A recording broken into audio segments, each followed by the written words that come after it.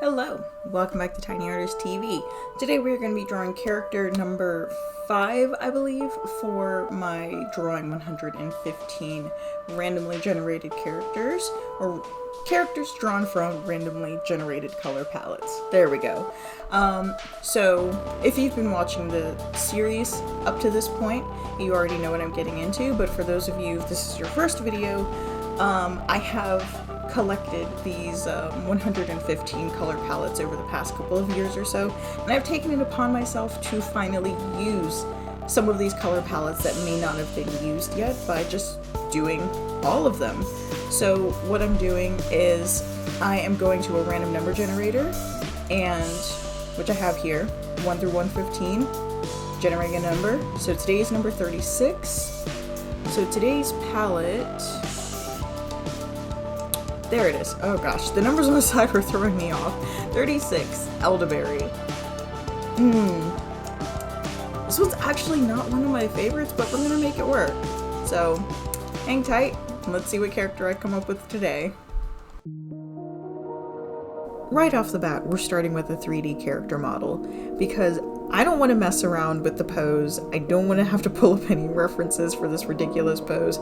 I want to get straight into designing the costume, because that's what this series is about. It's about character creation, it's about the costuming, it's about this particular one, drama. Between me pulling the number for the palette and me actually starting any drawing on the palette, I've had 24 hours, I've had sleep, I've had water, I've gotten inspiration. And after seeing this palette, the only thing I was sure was that there was going to be peacock feathers somewhere in this design. And because I'm a mad woman who loves line art, you see those 3 tiers? I'm drawing feathers.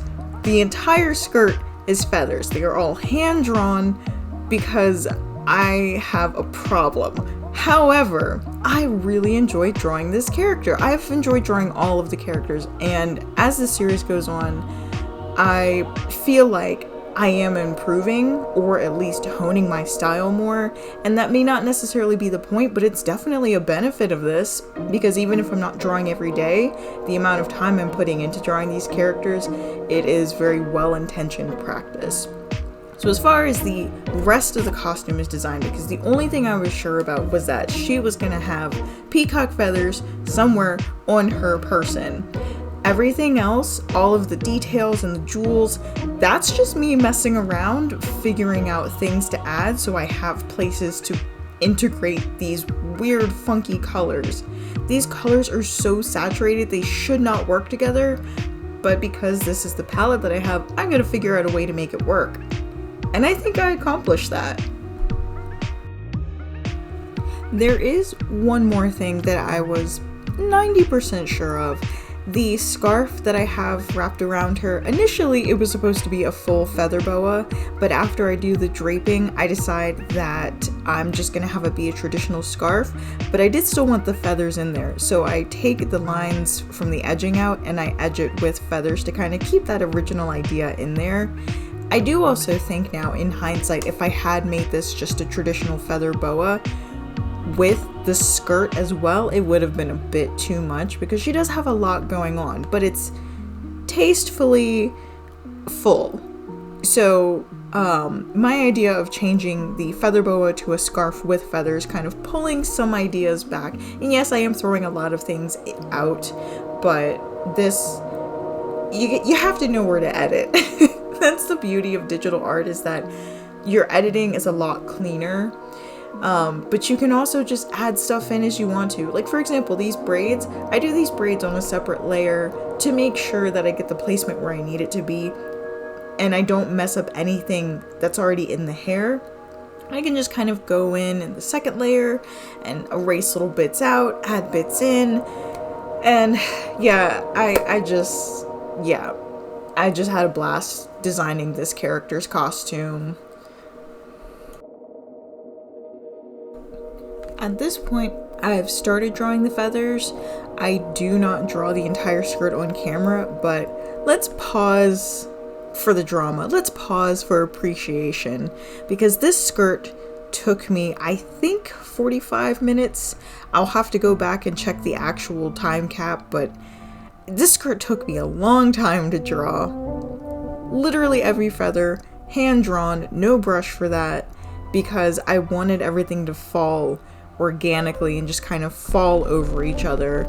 And are they technically zoologically correct peacock feathers? Not 100%, but who cares? It looks good.